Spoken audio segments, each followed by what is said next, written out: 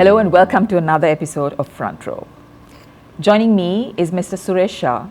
He is the Director and CEO of Lion Brewery PLC, Director of Cumberbatch and Company Limited, and is a past Chairman of the Ceylon Chamber of Commerce. Suresh, welcome to this episode. We start off with a much debated and discussed topic, which is the SOEs. How do you see the roadmap for SOE reforms in Sri Lanka? We talk about it so much. So it's known that the SOE sector needs reform. There are SOEs that, if you leave out the banking sector, most of the SOEs make losses to start with. There are question marks around whether some should be SOEs at all. So say, for example, there are hotels which are government controlled, there are supermarkets, we all know there is an airline. So whether some of these really need to be SOEs is a question mark to start with. But unfortunately, in terms of a roadmap, we don't see one. We do know that there is a need for the reform process. Those reforms may need to include privatization. Some of the reforms may need listing of entities. Certainly all these enterprises need proper management, proper boards, method in which boards are appointed, and so on and so forth. So I think people know, there is a general understanding of what needs to be done, but whether there is a formal roadmap out there which is being implemented, unfortunately I don't see one. Okay. It's very interesting because successive governments speak about these SOEs and the loss-making SOEs, as we spoke about if you leave the banking sector out. And however, there never seems to be one that is worked, like you say. We don't see a roadmap in sight. But how can the private sector collectively, like possibly through the Ceylon Chamber of Commerce, which is a collection of all these organizations, play a role? Is there a role we can play, and how can we do that? Yeah, of course, and I think the chamber even right now is playing the role. There is a document that has been just released. It's a kind of a 2025 vision which the chamber has put out, and very, very clearly identified actions that can be done in terms of the SOE reform, in terms of SOE reforms. So yes, we can play that role, and I believe it's being done. Of course, like somebody said, you need two hands to clap. So the other side needs to take those recommendations on board and then get these things done. Well, let's hope for the best on that one. I'm going to just move you towards another area, and especially I would like you to comment this as a past chairman of the Ceylon Chamber and heading a private company at the same time. What is your expectation, and what are the key things that needs to be done to get economic growth back on track, which is really important at this point?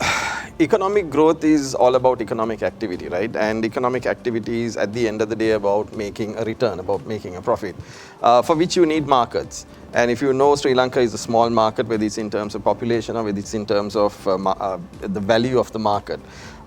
So fundamentally, Sri Lanka needs to develop export markets beyond our shores. If we are to get growth back, sustainable growth. Otherwise what happens is you will get growth in 1 year and then low growth in another year, and we've seen these cycles happening all the time. So Sri Lanka needs to be an export-centric economy, and unless we become an export-centric economy, we will always have these cycles where there are some years in which there is growth and some years in which there isn't growth, and other years where the growth is very little. So fundamentally, if we had to just focus on one single thing, I would say drive exports for us as a nation. Number of things we need to do for that, and one of those things is to get trade agreements with other countries. So exports, I would say, is the fundamental focus. And beyond that, I would also look for investment to come into the country, the Sri Lankan private sector investing as well, for which you need a consistent policy framework. We've been asking for this again from the Chamber for many years. But again, unfortunately, in our country, we've seen policies, go up and down and sideways. So yeah, I would really focus on exports first, and then driving investment. That's really interesting. You spoke about driving investments, which is also an integral and a very key element in economic growth. Again, what can the chamber do? Yes, given the policy consistencies come into place, but what more, you driving towards 2025, what can the chamber do as an organization to facilitate this or to get this on track? So, again, it moves from, there are a number of things that can be done. So one is, again, play the policy advocacy role. And also, I think getting the private sector to believe that we need to look beyond protection.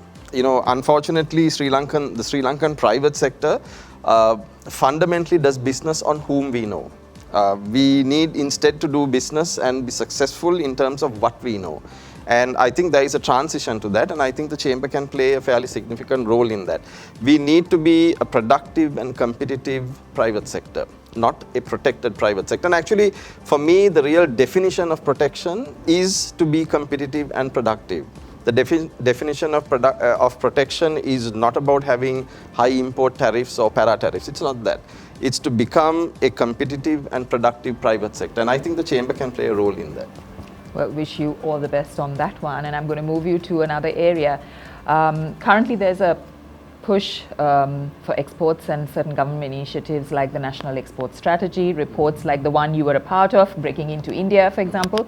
So in your opinion, have we done the right thing to promote exports? I mean, this also connects to the previous one. And if not, what more should be done? Okay, so again, you can do many things, and like you said, the National Export Strategy is one of those things.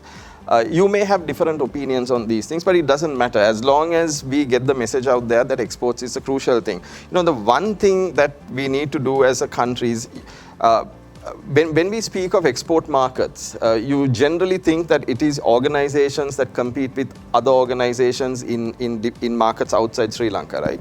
But we also need to understand that when Sri Lankan businesses need to compete in overseas markets, the underlying economies also compete. So for example, if Sri Lankan businesses have to pay 12% interest rates, whereas your competing companies have to pay, say, 5% interest rates, that puts the Sri Lankan businesses at a disadvantage. If our labor laws are very stringent, but the labor laws of a foreign market are not, let's say, more flexible, our businesses are at a disadvantage. So the underlying policy frameworks of the respective nations plays a very important role. And within Sri Lanka, I think we need to get the right policies in place to make Sri Lankan businesses in general more competitive.